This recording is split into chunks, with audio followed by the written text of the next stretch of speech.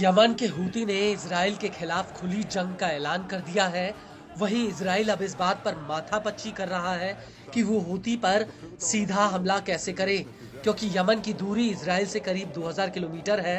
लेकिन इस सब के बीच मोसाद के मुखिया डेविड बर्निया ने सरकार से कहा है कि वो हूती को रोकने के लिए ईरान पर सीधा हमला करे, लेकिन नेतन्याहू इसके खिलाफ हैं। और इस सब के बीच हूती ने इजराइल के बाहुबली एयर डिफेंस सिस्टम की नाकामी को पूरी दुनिया के सामने ला दिया। हूती के ड्रोन और मिसाइल लगातार तेल अवीव को दहला रहे हैं। वहीं दूसरी तरफ इजराइल के एयर डिफेंस सिस्टम अब हूती के हमलों का पता तक नहीं लगा पा रहे। और अब इसी कड़ी में हूती ने लगातार चौथे दिन तेल अवीव पर एक और बड़ा हमला किया है। दरअसल हूती का कहना है कि उसने तेल अवीव पर 2 बड़े ड्रोन हमले किए। हूती ने पहला हमला कब्जे वाले याफा यानी तेल अवीव में एक अहम सैन्य टारगेट पर किया, जो अपने टारगेट पर एकदम सटीक लगा। वहीं दूसरा हमला कब्जे वाले एशकलोन शहर पर हुआ, जहां पर हूती ने एक इंडस्ट्रियल मिलिट्री जोन को निशाना बनाया। हूती के मुताबिक उसका ये हमला एकदम सटीक रहा। इस हमले को लेकर हूती के प्रवक्ता ब्रिगेडियर जनरल याहा सारी ने एक बयान भी दिया है।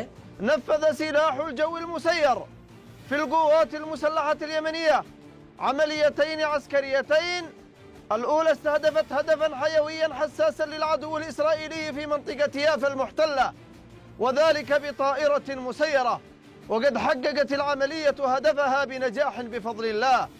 والأخرى استهدفت المنطقة الصناعية للعدو الإسرائيلي في منطقة عسقلان المحتلة بطائرة مسيرة، وقد أصابت هدفها بدقة بفضل الله. आपको बता दें कि हूती ने इससे पहले 24 और 25 दिसंबर 2024 को लगातार तेल अवीव पर हाइपरसोनिक बैलिस्टिक मिसाइल फिलिस्तीन 2 से हमला किया था।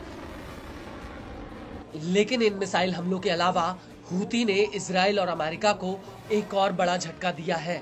वो ये है कि हूती ने यमन के भीतर इजराइल की खुफिया एजेंसी मोसाद और अमेरिका की खुफिया एजेंसी CIA के एक जासूसी नेटवर्क का भांडाफोड़ किया है।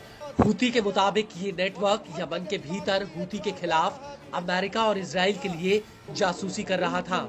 हूती के मुताबिक उसने इस नेटवर्क के कई जासूसों और सहयोगियों को पकड़ा है, जिन्हें भगौड़े हामिद हुसैन फैयाद मुजाली ने भर्ती किया था।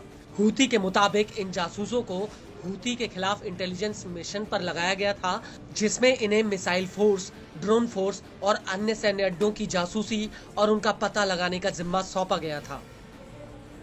लेकिन इन जासूसों का मुख्य काम हूती के मुखिया यानी अंसार अल्लाह मूवमेंट के प्रमुख सैयद अब्दुल मलिक अल हूती की लोकेशन का पता लगाना था।